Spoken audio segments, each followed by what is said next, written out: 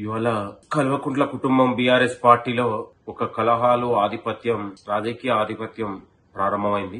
కవిత లేఖ ద్వారానే బీఆర్ఎస్ పార్టీలో ముసలం ఏ రకంగా ఉందనేది బయట పెట్టాల్సింది తన కూతురే బయట పెట్టింది. కాబట్టి ఆ దేవుడు వెనక దయ్యం అంటే ఎవరోను కూడా బయటికి వ్యక్తపరచాల్సిన అవసరం ఉంది. సొంత చెల్లెనే ఓర్వలేక బయటికి పంపే ప్రయత్నంలో కేటీఆర్ ఉన్నారు.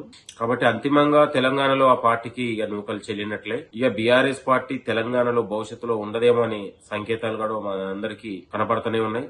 ఒకవైపు బీఆర్ఎస్ పార్టీ బీజేపీకి కలిసి భవిష్యత్తులో బీజేపీతోనే తన రాజకీయ ప్రయాణం ఉండబోతుందనేది కూడా అనుమానాలు ఉన్నాయి. కాబట్టి కేటీఆర్ అనేటోడు నీతులు మాట్లాడేటోడు రోజు ప్రభుత్వం పైన మాట్లాడి విషం కక్కుతున్నటువంటి కేటీఆర్ ఫస్ట్ నీ ఇంట్లో ఉన్నటువంటి లుకలుకని సర్ది చేసుకోవాల్సిన అవసరం ఉంది. వాళ్ళ ముఖ్యమంత్రి గారి పైన ప్రభుత్వం పైన మాట్లాడేటప్పుడు నీ కుటుంబం గురించి కూడా మాట్లాడవలసిన అవసరం ఉందని కూడా నేను కేటీఆర్ కి సవాల్ చేస్తా ఉన్నాను. ఎప్పుడో జరిగిపోయినటువంటి కేసును నేషనల్ హెరాల్డ్ కేసులో ముఖ్యమంత్రి గారి పేరు ఉందని అది రాష్ట్రానికి దురదృష్టకరమని మాట్లాడడాన్ని తక్షణం వెనక్కి తీసుకోవాలి. ముఖ్యమంత్రి గారికి కూడా క్షమాపణ చెప్పాలని కూడా మేము కోరుతా ఉన్నాం. నేషనల్ హెరాల్డ్ కేసులో ముఖ్యమంత్రి గారికి సంబంధం లేదు. అది ఎప్పుడో జరిగిపోయినటువంటి కేసు. ఇవాళ బీజేపీ పార్టీ ఈడీలను సిబిఐని తన చెప్పు చేతుల్లో పెట్టుకుని ప్రతిపక్షాల గొంతు నొక్కే ప్రయత్నం జరుగుతా ఉంది. కాబట్టి ఇది ప్రజాస్వామ్య స్ఫూర్తికి విరుద్ధంగా భావించాల్సిందిగా కోరుతా ఉన్నాం.